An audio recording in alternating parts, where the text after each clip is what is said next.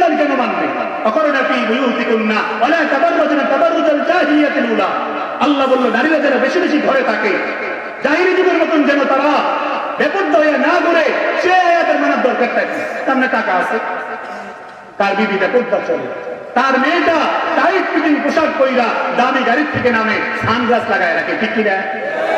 হ্যাঁ, বিবি বাচ্চা নিয়া যখন মন চায় ফ্যামিলি নিয়া ট্যুরে যায়, 3 দিন 3 রাত সুদূর কক্সবাজার, ঠিক কিনা?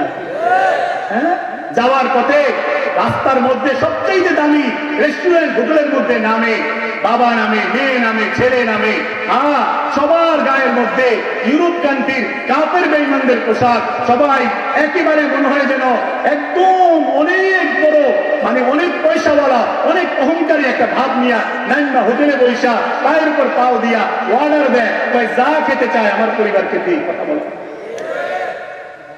ছেলের বয়স 22 বছর, চুলের কি কাটিং ছেলের, যেটা পিনছে এটা হাঁটুর উপরে, হাফ প্যান্ট পিনছে বাচ্চার মতো, ঠিক কিনা? মেয়ের বয়স 16 বছর, মেয়ে যা পিনছে এটি দেখতে শয়তানও লজ্জায় হাসে, ঠিক কিনা? সবাই মিল্লা খায় ইচ্ছা মতো, ভাই আবার গাড়ি দুইটা, ড্রাইভারকে বলে যাও কক্সবাজার, ঘুমায়, রাতে 3টা বাজে ঘুমায়, সকালে কক্সবাজার সমুদ্র সৈকতে পৌঁছবে।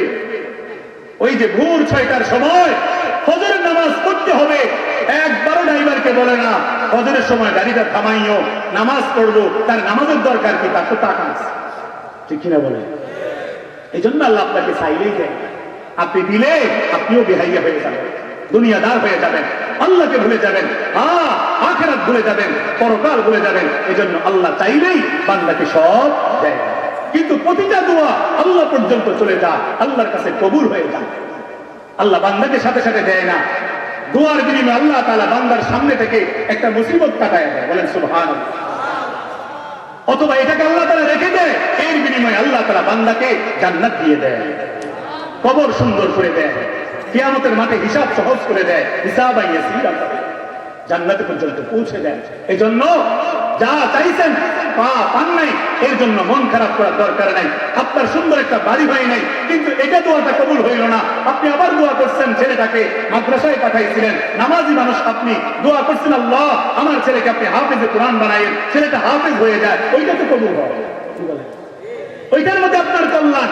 ওই ছেলে হাফেজ হইলে কিয়ামতের মাঠে আপনার মাথার মধ্যে সূর্যের চেয়ে বেশি আলোওয়ালা নূরের টুপি পরানো হবে, ওইটা আল্লাহ কবুল করছে আপনার ভালোর জন্য, ঠিক কিনা? সুতরাং দুনিয়া না পাইলে হতাশ হয়ে না, আখিরাত পাইলেই চলবে। কি পাইলে চলবে বলেন? এজন্য আমার ভাই সব সময় তাওয়াক্কুল করবেন আল্লাহর উপরে। জীবনে হাজারো বিপদ আসবে, মুসিবত আসবে, মন খারাপ করা যাবে না। হাজার রকমের মুসিবত আসলেও টেনশন করবেন না আমার ভাই, দিল দিয়ে শুনেন, আল্লাহর উপর তাওয়াক্কুল করলে লাভ আছে, কখনো মন খারাপ হয় না। এক আল্লাহওয়ালা বুজুর্গ ব্যক্তিকে ওনার শাগরেদরা প্রশ্ন করছে যে হুজুর, কখনোই যে আপনার মন খারাপ হয় না, এদিকে কিটা মানে এমন বদান্ধব চাইতেছে নিজে নাকি? আমিও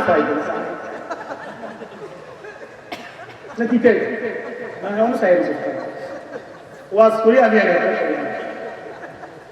কি একটা হুজুরে বাঙালি রাগ করছে, মনোযোগ দিয়েছে। আপনারা ব্যাখ্যা লই আমার কথা আগামীটা বলতে খুব শুনে হুজুর আসতেছে, পেরেশানি হইলেন না, আমি কল দিচ্ছি একটু আগে আসবে, 100% ধরে রাখেন, দোয়া করেন যেন সহি সালামতে আসতে পারে। কি বলে? হ্যাঁ, বেশি রাইট হয়ে গেছে নাকি?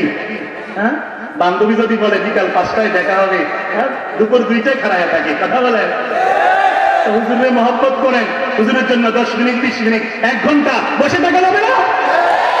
কারা কারা বসে থাকবেন হাত তুলে আল্লাহকে দেখা, না এটা ঠিক আল কোরআনের আলো হাত নামাজ ছটফট ছটফট করে সারা রাত থাকবো আজকে, বলেন ইনশাআল্লাহ। ছটফট করে এদিকে তাকায় থাকেন আমার ভাইয়েরা, এদিকে তাকান। আল্লাহর উপর তাওয়াক্কুল করলে আপনি দুনিয়াও পাবেন, আখিরাতও পাবেন। আল্লাহর উপর তাওয়াক্কুল করলে কোনো বিপদেও আপনাকে ভয় হবে না, আপনার ভয় লাগবে না। আল্লাহর হাবিব সাল্লাল্লাহু আলাইহি ওয়াসাল্লাম যেদিন মক্কা থেকে মদিনার দিকে হিজরত করতেছে, গাড়ে হেরার মধ্যে ঢুকছে, মক্কার কাফেররা 100 উট পুরস্কার ঘোষণা করছে। আল্লাহ রাসূল হযরত আবু বকরকে সাথে নিয়ে হেরা গুহার মধ্যে বসা আল্লাহর জিকির করতেছে। কাফেরদের একটা দল পায়ের চিহ্ন দেখে হেরা গুহা পর্যন্ত চলে আসছে। হযরত আবু বকর চিন্তিত হয়ে পড়লেন, টেনশন করা শুরু করলেন। আল্লাহ রাসূল মুস্কি হাসি দিয়া বললেন, ও আবু বকর, পেরেশান হইও না, টেনশন করিও না, লা তাহজান ইন্নাল্লাহা মা'ানা, চিন্তিত হওয়ার দরকার নাই, নিশ্চয় আল্লাহ তাআলা আমাদের সাথে আছে। সুবহানাল্লাহ। ঠিকই আল্লাহ রাব্বুল আলামিন আল্লাহ রাসূলকে পাহারা দিয়ে রাখলেন। এত কাছে এসেও কাফেররা ওনাকে দেখে নাই, তাদেরকে ধরতে পারে নাই।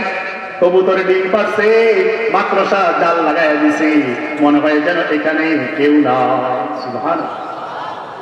আল্লাহর হাবিব 3 দিন সেখানে থাকার পরে মদিনার দিকে আবার রওনা দিছে। কিন্তু এরপরেও সুরাকা ইবনে নাওফল নামক একজন শক্তিশালী সাহসী পালোয়ান ঘোড়ার মধ্যে চড়ে অস্ত্র নিয়া, খোলা তলোয়ার হাতে নিয়া আল্লাহ রাসূলকে ধরার জন্য 100 উটের লোভে পিছনে পিছনে যাইতেছে।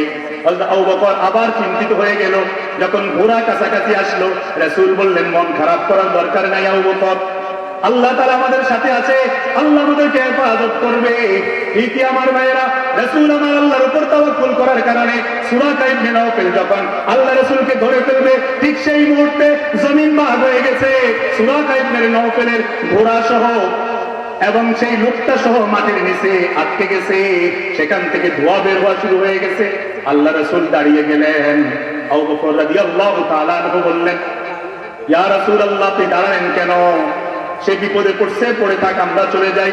রাসূল বললেন, না, সে আমাদেরকে হত্যা করতে আসছে, ধরে নিতে আসছে। ঠিক আছে, সে অন্যায় করছে, এখন তো সে বিপদে পড়ছে, তার জন্য কিছু করা আমাদের দায়িত্ব। সুবহানাল্লাহ। আমার নবী মানবতার নবী, আমার নবী দয়ার নবী, ঠিক কিনা বলেন? আল্লাহ রাসূল সুরাকার সামনে গেল, বলল, কি হলো, কি জন্য এরকম করলা, কেন আসলা? বলল, মুহাম্মদ, ভুল হয়ে গেছে, মাফ করে দাও। 100 উটের লোভে তোমাকে ধরার জন্য তোমার পিছনে পিছনে আসছি, তুমি একটু ক্ষমা করে দাও, দোয়া করে দাও যেন আমি এই বিপদ থেকে বাঁচতে পারি। রাসূল আমার দোয়া করে দিলেন। সুরাকার ঘোড়া সেখান থেকে বের হয়ে গেল। সেই তওবা করলো, বলল, জীবনে আর আপনার পিছনে লাগবো না। মক্কায় গিয়ে সবসময় সুরাকা এবার আল্লাহ রাসূলের প্রশংসা করে। এজন্য আমার ভাই, যত রকমের সমস্যা হোক, সবসময় আল্লাহর উপর তাওয়াক্কুল করবেন। নবী ইব্রাহিম 100 বছর পর্যন্ত সন্তান পায় নাই, 100 বছর আল্লাহর কাছে দোয়া করছেন, 100 বছর আল্লাহর কাছে চাইছেন। আমরা তো 5 বছর না হইতেই ভণ্ড বাবার কাছে গিয়া আমরা মাথাটা ফালাইয়া সেজদা দিয়া ঈমান হারা হয়ে যাই, ঠিক কিনা বলে? ইব্রাহিম নবী কোন বন্ডের কাছে যায় নাই, সব সময় আল্লাহর কাছে দোয়া করত। অথচ তিনি আল্লাহর অত্যন্ত কাছের বন্ধু ছিল, খলিলুল্লাহ ছিল। এরপরেও সবর হারায় নাই, ধৈর্য হারায় নাই, তাওয়াক্কুল আল্লাহর উপর করেছে। সব সময় দোয়া করতেন, রব্বি হাবলি মিনাস সালিহিন, রব্বি হাবলি মিনাস সালিহিন, আয় রব্বে করিম, মাওলা আমাকে একটা নেককার সন্তান দেন না। সব সময় দোয়া করতেন, রব্বি জাআলনি মুকিমাস সালাতি ওয়া মিন যুররিয়াতি রব্বানা ওয়া তাকাব্বাল দুআ, আয় মাওলা আমার, আমাকে একটা নেককার সন্তান দেন, যেই সন্তানটা নামাজ প্রতিষ্ঠাকারী হবে। শুধু সন্তান চাইতেন না, নামাজ কায়েম করবে, এমন সন্তান চাইতেন। বলেন সুবহানাল্লাহ। আমরা তো শুধু বাচ্চা চাই, আমরা শুধু চাই আল্লাহকে কোন রকম ছেড়ে দেন। এবার ছেলে বড় হইয়া মাস্তান হোক, ডাকাইত হোক, যা ইচ্ছা হোক, সমস্যা নাই, ছেলে লাগবে, কারণ ছেলের কামাই খাইতে হবে। আমাদের নিয়ত থাকে এরকম। কিন্তু ইব্রাহিম নবী এমন নিয়ত ছিল না। তিনি সন্তান চাইছেন এবং সন্তানটা নেককার চাইছেন, বাজে সন্তান চান নাই, নামাজ প্রতিষ্ঠাকারী।